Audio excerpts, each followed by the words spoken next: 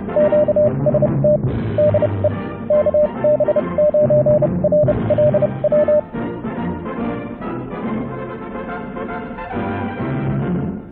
fellow hams and YouTubers. Well, I got a kit to build today, which is good because it's a nasty, windy, rainy day outside. And yesterday the postman brought me this little box. What's in the box? Mini edition. Well, what's in the box, and it came from Japan, but it's not a Japanese company, is this kit. It's a QRP Labs QCX CW transceiver / test gear. It also does a frequency counter, signal generator, and a DVM all on one board. Microprocessor controlled, 5-watt output, Class E final amplifier. That's interesting. So I'm just finishing printing the manual for it, and I'm going to go down to the bench and start putting it together. If you're going to print the manual out for this guy, make sure you've got plenty of ink or toner. It's a really nice manual. Here's one page, page 1 of it. You know, you can see color photos, and it's very comprehensive. In fact, it's so comprehensive, there are somewhere around 140 pages to this manual. So quite a manual with this kit. I'm going to need to borrow a 3-hole punch and a binder to put it in. Anyway, here's a quick shot of the web page where you can order the kit. You can see you can order it for $49. Which is a pretty good deal for all that it does. It's single band. You order for the band you want, 20, 40, I think 15. I don't know if he's got an 80-meter version. I can't remember, probably. It is microprocessor controlled. It's not rock bound. It's variable frequency oscillator, CW only. Anyway, let's go down to the bench and we'll put this kit together. Well, I'm just getting things laid out and ready to go on building this kit. I use this as a stand to raise the work up when I'm sitting at the stool, so this is pretty much at face height. I can't bend over even a little bit for periods of time with my back, so I have to raise the work up a little bit. So anyway, got my third hand, some tools, soldering irons over here. This is the kit contents. Most of the kit contents, I've laid them all out. One notable exception is there's a separate bag that comes in here that says 40-meter low-pass filter. So obviously what they change in the kit for the different bands is included in a separate packet. And there's some capacitors and 3 toroids I'm going to have to wind and a couple of header pins. But here's the main contents of the kit, and the components are in baggies and they're separated out. Large and major components, voltage regulator, variable resistors, controls, knobs, and so on. A lot of the discrete components here, these are resistors and capacitors in one baggie.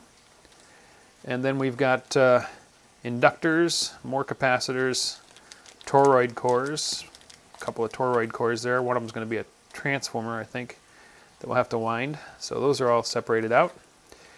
All of the ICs lined up on this little foam pad. This is the digital display, which is in its own wrapper. It's kind of nice.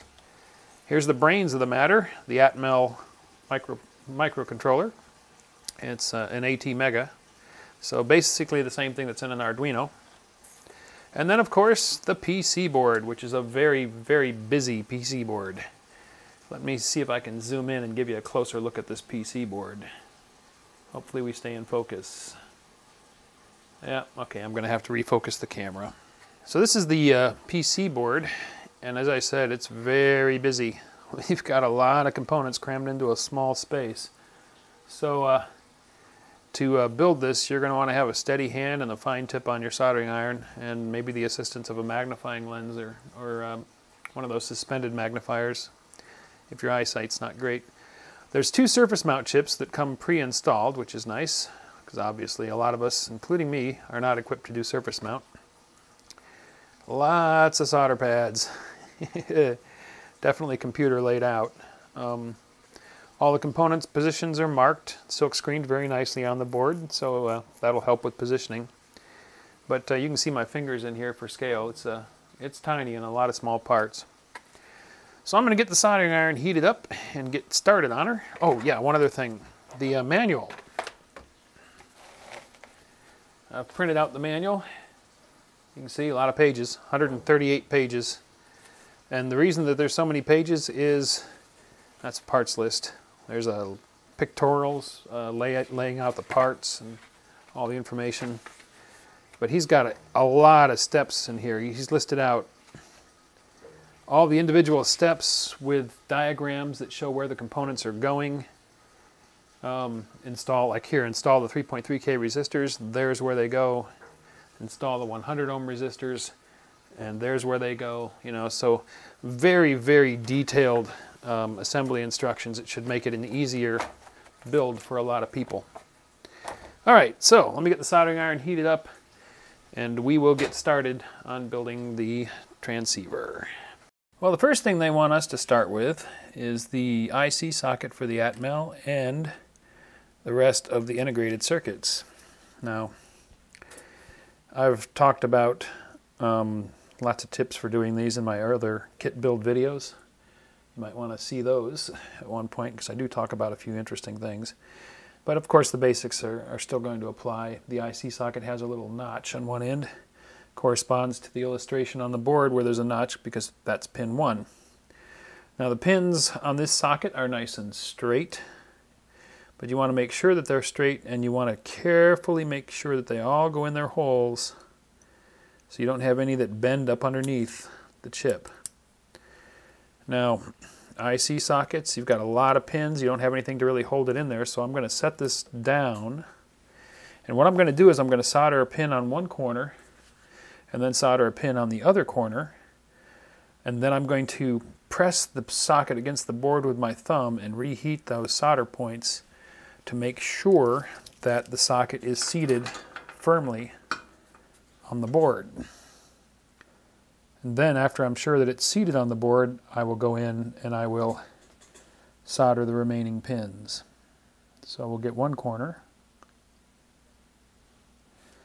and we'll get another corner,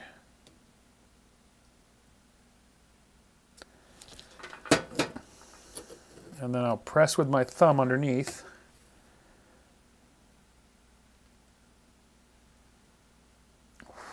Okay, and do this side here.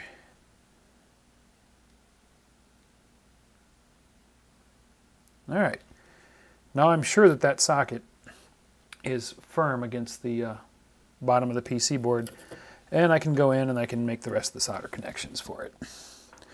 And I'll do the same thing for the chips. So I'll make sure that they're all firmly seated as well. So I'm going to get all the chips soldered in, and then we'll come back and we'll look at the next step. A couple of notes on ICs.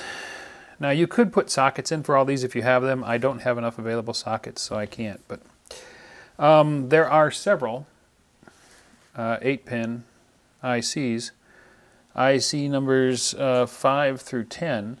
But fortunately, in his design, he used all the same op amps. They are all LM4562 NAs. So there's no way to confuse them or mix them up. And on the PC board, there's a little notch that is drawn in the silkscreen, and the ICs themselves have a little notch at one end, so you want to make sure that you line those up. And one final tip, the ICs come with the pins kind of splayed out. You probably can't see that very well, but the pins are, instead of being nice and straight, are splayed out like that, and you need to bend them in a little bit. And the way to do that is, on a flat surface like this wood, you lay the IC pins down like so, and put just a little bit of pressure on it and just lean it a touch, and that bends those pins in, and now they're all parallel, and it should just drop right into the holes on the board. Ta-da!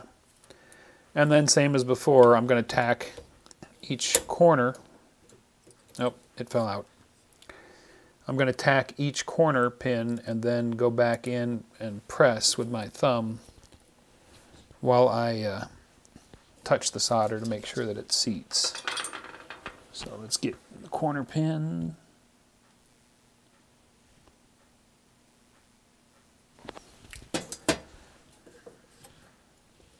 And I'll put pressure with my thumb on the IC. You couldn't hear that, but I felt it. It just clicked slightly because it was just a little bit off the board, and that put it in there. So now I can finish soldering that chip in.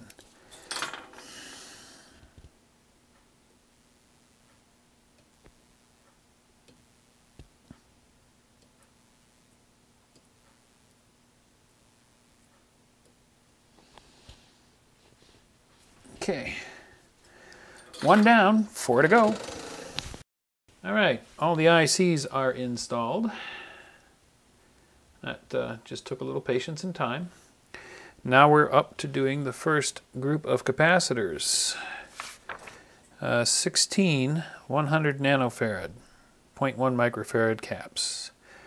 The way that they organize this kit in the baggies is kind of cool. They like all 16 of these capacitors were the only capacitors in one of the baggie, and they all have 104 printed on the side of them.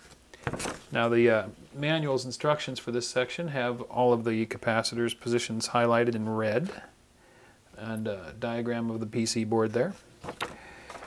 The caps themselves are quite tiny, as you can see here. Teeny tiny. Little bitty 104 written on the side. So looking at the diagram, I am going to work my way top down on the board. So I'll do this one, and this one, and this one, then these two, and then this one.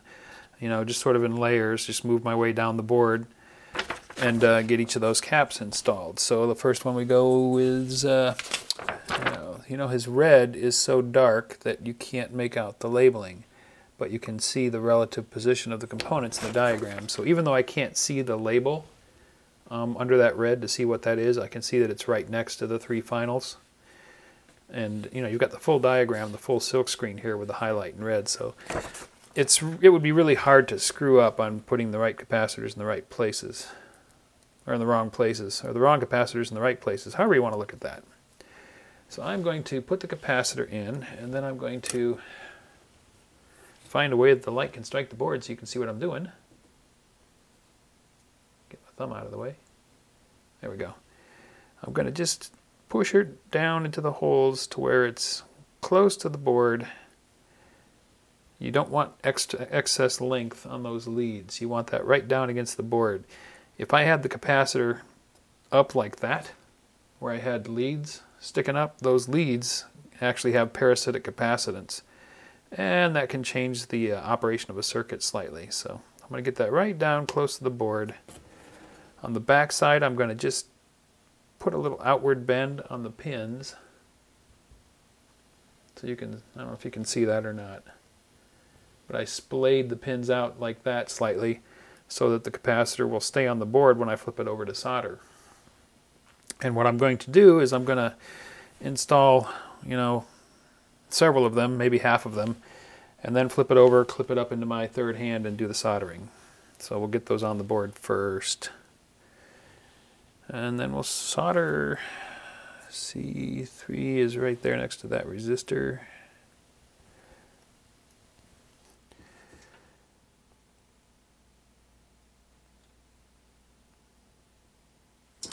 You want to be very careful when you're soldering. Make sure you don't have solder bridges develop. Yeah, I know, my springy third hand is letting the board bounce around like that, but I get my soldering iron tip in there, and that stabilizes it when I touch the solder, and it just draw right up the pin, and I draw up a nice little pyramid.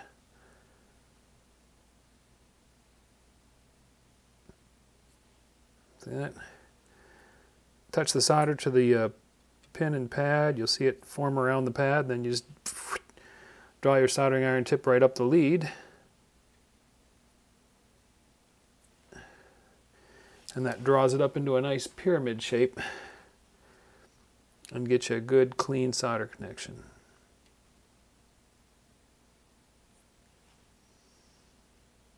Well, darn, I hit a snag. I'm kind of annoyed. I got to the step number 3.9, install the 39 nanofarad 393 capacitor. It's labeled 393 on the side, and it's this one right here. And this one is labeled 393. I've looked at it through the lens multiple times. It has a teeny tiny little bitty chip or spot on the 9 that, if you just look at it at a glance, makes that 9 look like a 3, but it's a 9. It's definitely a 9. It's a teeny tiny little bitty spot on the curve of the 9. But that is a 393. Absolutely, definitely, 100% positive that is a 393. And when I got to that capacitor, I noticed in the parts I had 2 of them. I thought, that's weird. They only call for 1. Why are there 2? So in the back of my mind, I'm thinking I'm going to have to look for an unpopulated capacitor after I finish all the capacitors. Well, then I get to step 3.11. Install the 33 nanofarad and the 3.3 nanofarad, labeled 332 and 333. I found the 332 cap. I've got it right there. And I have gone through all the other capacitors, and there is no 333, but there is another 393. And believe me, I've looked at it under a loop. I've looked at both of them under a loop. They are both 393. So obviously what happened was, at the factory where they were putting together the kit, that little tiny spot that's on the 9 on this 393, and I know some of you are going to say, oh, you're misreading it, but no, I'm not. Believe me, that is a 393 with a little bitty spot right on the upper curve part of the 9. And under certain light, at a certain angle, it makes that 9 look like a 3. So somebody put 2 393s in this kit and no 333. Well, I found a capacitor. This little red one here. It's a little bit bigger than the others, but it is 33 nanofarads. And it was on a chassis or PC board from an old television set. So don't throw things away.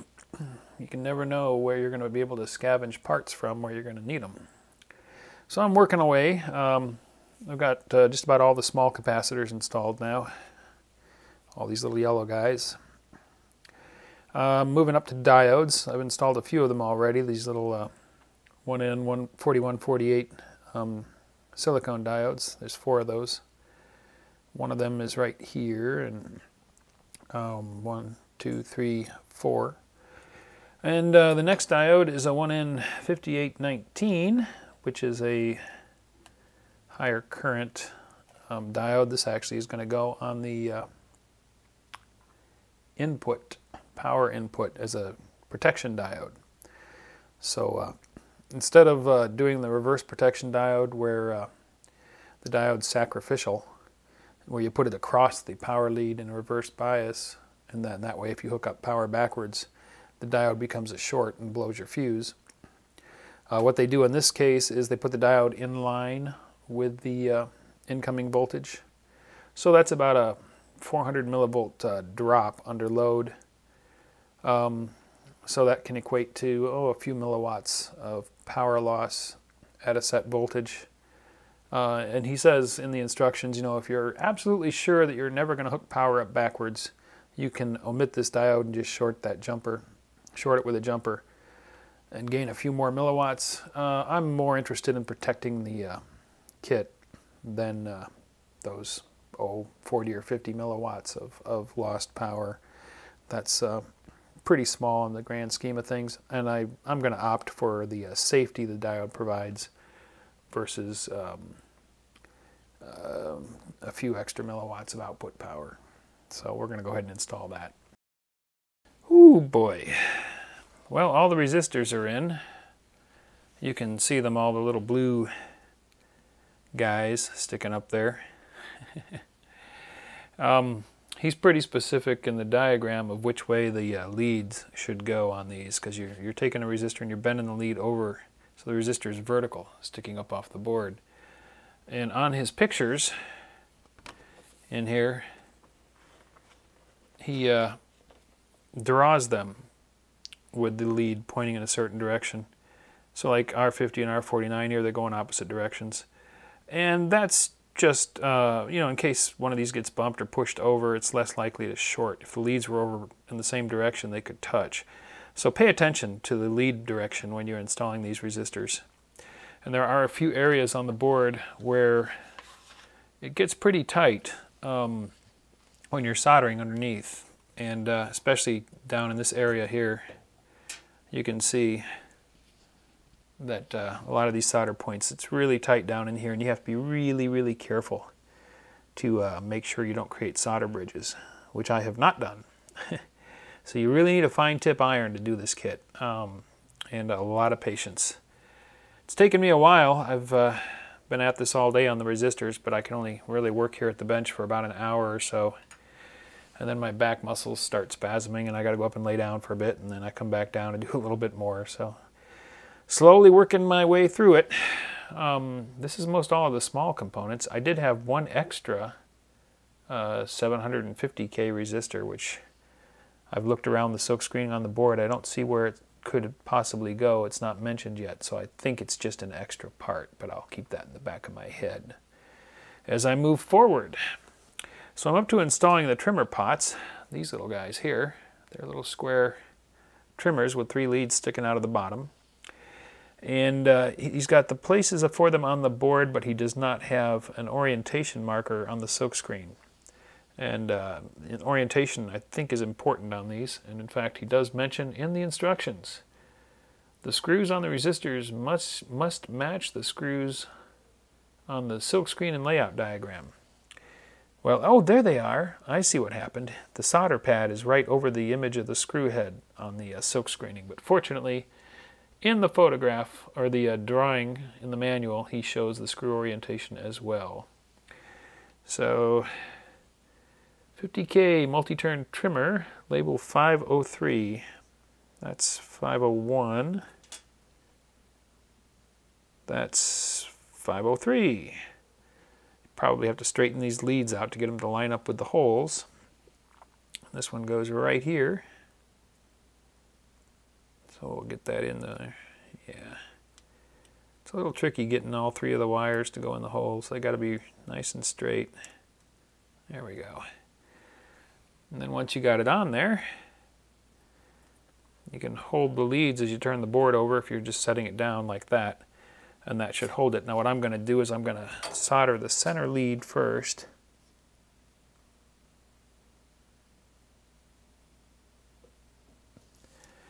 And then I'm going to, yeah, it's not quite flush, or not quite flat, so I'm going to, while I'm pushing with my finger on this side of the board, on the potentiometer, I'm going to reheat that joint.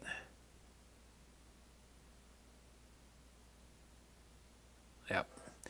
And I felt it just slightly settle in, so now it's flush on the board. Looks good. And I can come in and solder the other 2 leads. Some of you are probably hollering at me right now for not using my third hand. Well, I don't want to risk damaging the board by clipping and unclipping and clipping and unclipping. So in a lot of cases where I'm working through parts pretty quick, I'm just setting it down on the wood. It's not going to hurt anything. I'm not putting any pressure on it or anything. Clip those leads. And move on to the next trimmer. So we've got 2 more trimmers, a couple of inductors, more small components. And then we get on to electrolytic capacitors. Now, electrolytic capacitors obviously are polarized. One side will have a white stripe on it, and that's the negative side. And the board will have a little plus marking where the positive lead has to go. So you want to pay attention to orientation when you're putting in electrolytic capacitors. Put them in backwards in a low voltage circuit, they just won't work as efficiently, and if the voltage is high enough, they'll go off like a firecracker eventually. So you don't want to get them backwards. So I'm going to get the rest of these trimmer potentiometers installed, and then we'll move on. Well, it's early in the morning. I've been at it since about 4. Got up around 3 today. And I've made great progress on the board. I've got most of the components installed now. The electrolytics, the transistors, the trimmers, and in that last segment, I made a mistake. One of the problems with filming while I'm building is that half my mind is on what I'm talking about, what I'm saying, and only half of it's on the work that I'm doing. So I try to talk and then work and then talk, and sometimes I talk and work at the same time, and that's when you run a risk of making a mistake, which I did on this trimmer in that last segment. What happened was, now in the manual, generally the instructions precede the illustration, but there are page breaks. So for example, this step, 3.38, is actually going to refer to the illustration on the next page, right? Like so. So I'm sitting here talking to you guys. I'm looking at R27 and I'm reading these instructions because, you know, I'm used to seeing captions below illustrations.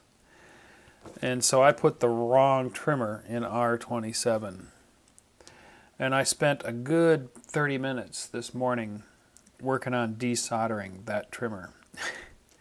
This PC board, the holes are plated through, so the solder flows through the hole to the top side of the board. So desoldering it, I used a solder sucker and then some braid and a lot of patience and time, and I'm concerned that I might have nicked a trace that goes between a couple of these pins.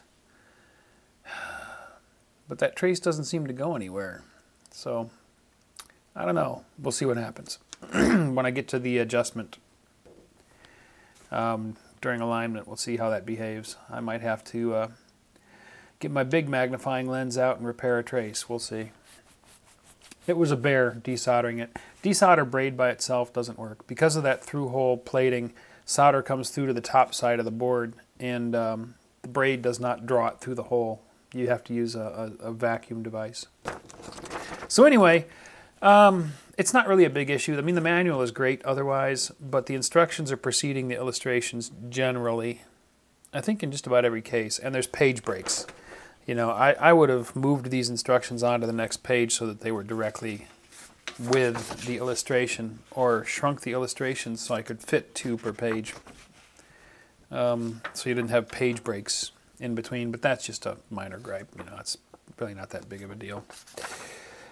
So anyhow, what am I up to on this thing?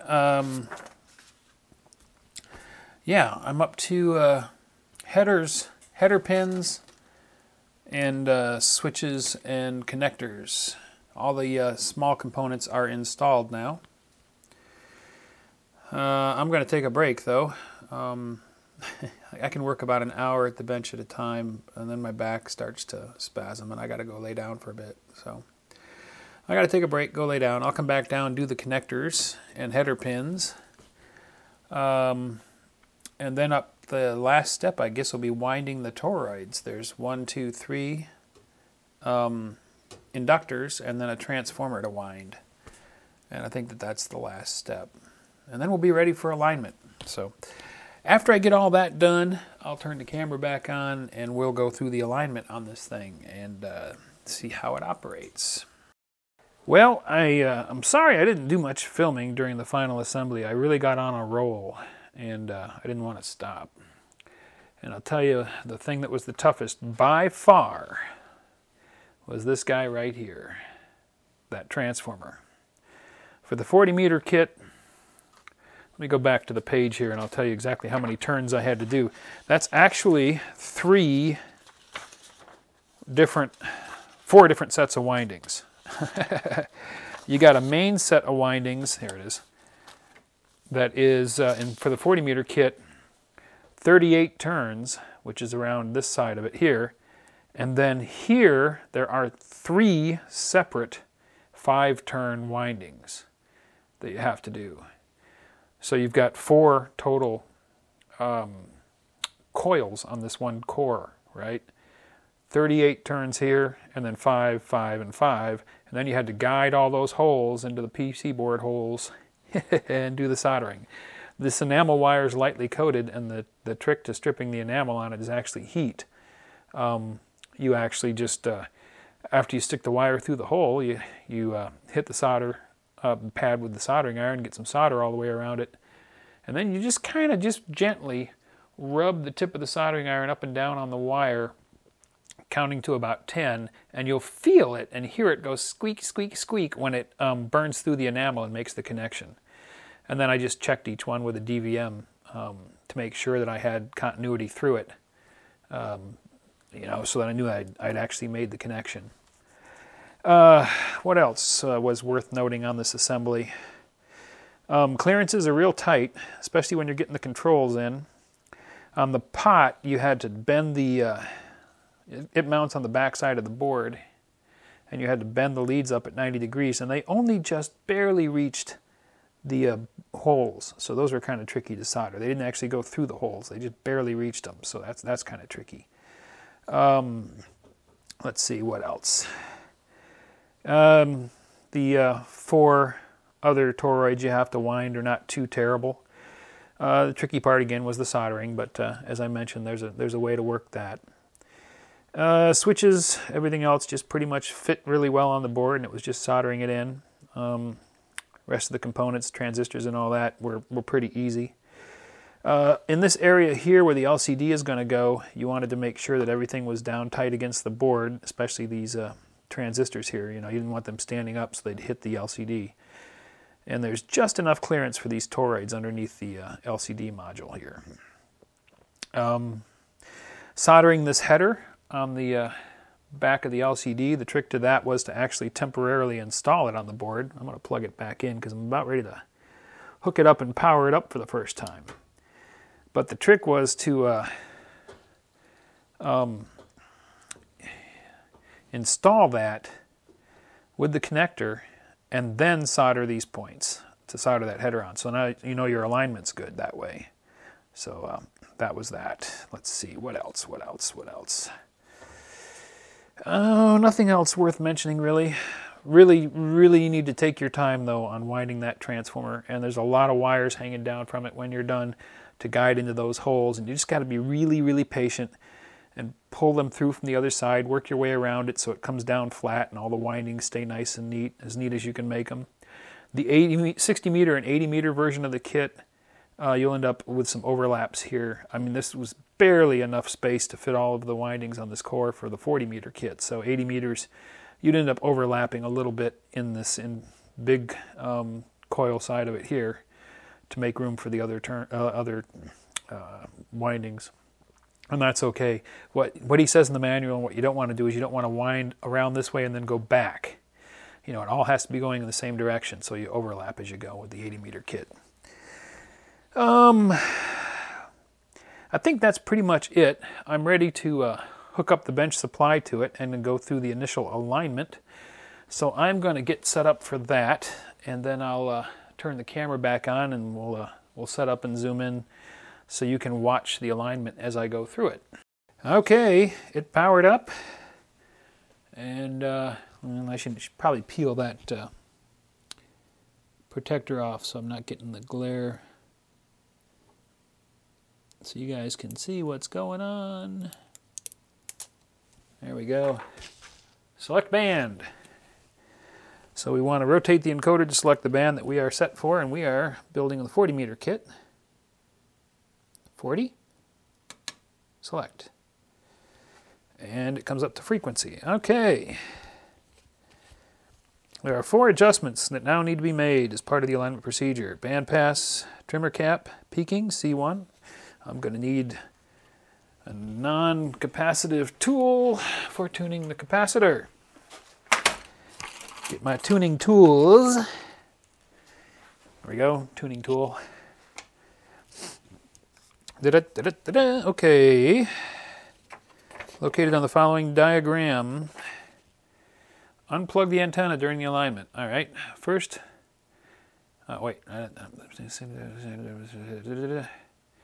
first adjust the band pass trimmer. To do this, give one long press to the left button. Okay, it now displays preset. Yep. Turn the rotary encoder until you see the alignment menu.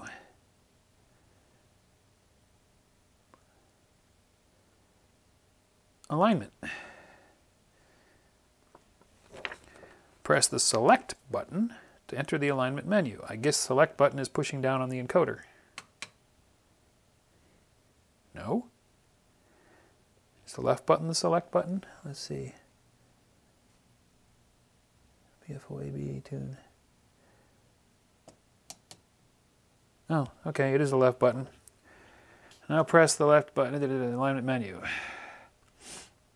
Should already be set to a frequency in the CW section. It is. Now turn the rotary encoder until you see 8.7 peak BPF.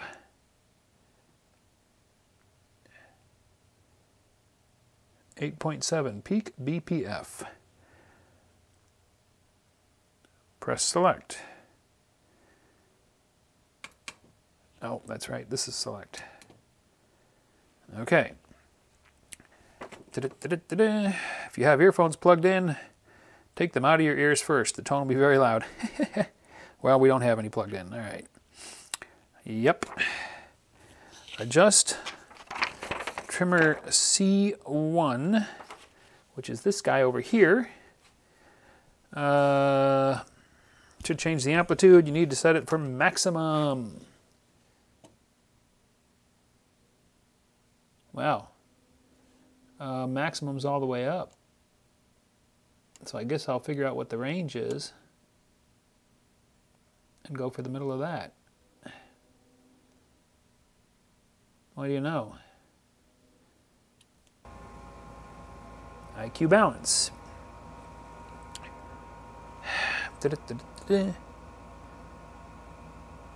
Notes. Yep. R27 may need to be turned quite a few times to get to the optimum value. For this adjustment, you're looking for a minimum amplitude. So we want to adjust R27, which is this one up here, for a minimum.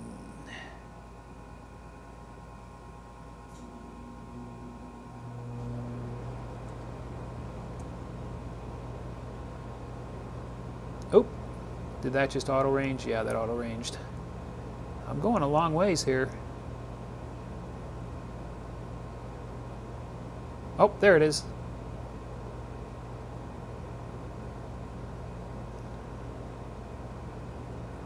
Okay, minimum. Adjustment of the 90-degree audio phase shift. Similarly, turn the rotary encoder one more click clockwise. Phase sets the unwanted sideband signal, which automatically sets the unwanted sideband audio signal to appear at 600 Hz. And adjust the low audio phase shift trimmer, potentiometer R24, for a minimum value. All right, that's this one here. We want a minimum value.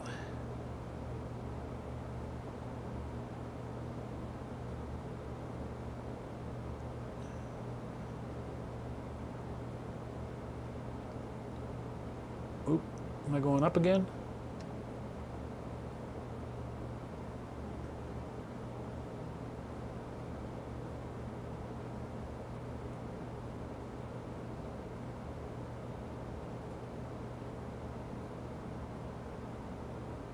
Gets a little twitchy there towards the bottom end, but there's the minimum. Turn the rotary encoder one more click. Phase high.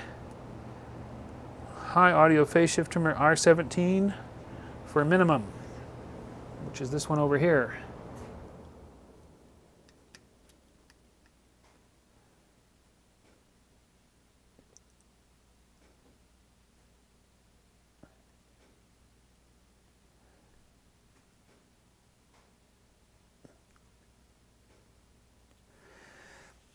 Okay. Now it is necessary to go back and forth between these three menu items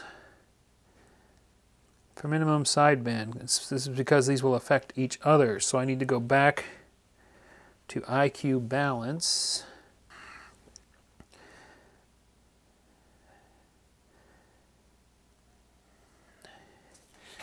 I think that is it. it's aligned.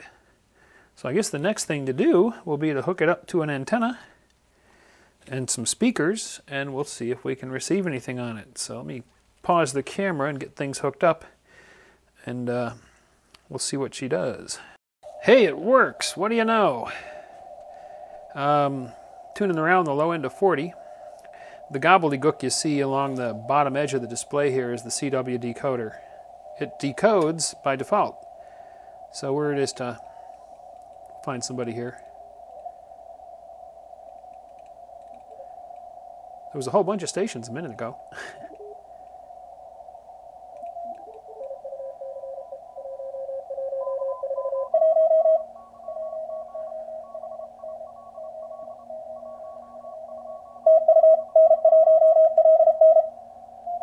That filter is very narrow. It's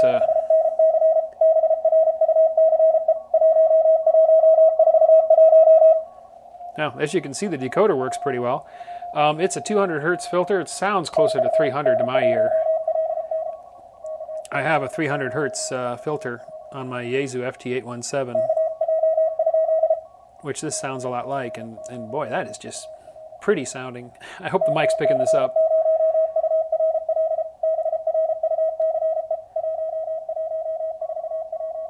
Must be a contest today. He's had 1,141 contacts, I'll bet. Okay. So, yeah, obviously it's working.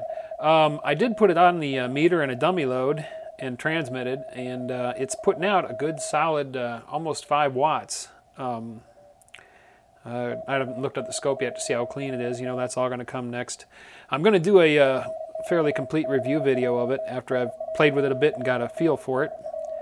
And we'll do some operating, do an on-air contact, and go through all of the features in the next video. So watch for part 2 of this coming up in the next week or so, and I hope you enjoyed the kit build. Thanks for watching. If you enjoyed the video, don't forget to give it a thumbs up. Also, if you're not already a subscriber, click to subscribe. Join us on the Facebook channel for discussion about the videos, and if you'd like to help support this channel, please click to support me on my Patreon page.